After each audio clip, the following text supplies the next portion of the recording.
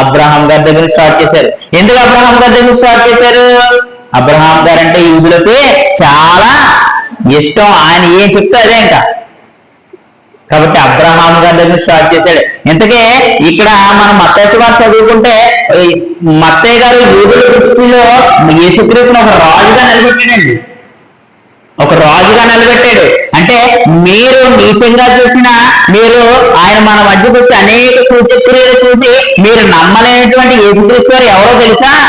మీ పితరుడైన అబ్రహాము, మీ పితరుడైన దావీదు యొక్క సంతతికి చెందినవాడే అని ఈ యొక్క యేసుక్రీస్తు అని చెప్పి ఈ యొక్క మత్తయి గారు పరిచయం చేశారండి. అప్పుడు వీళ్ళలో వీళ్ళ కలవరం వచ్చేసింది.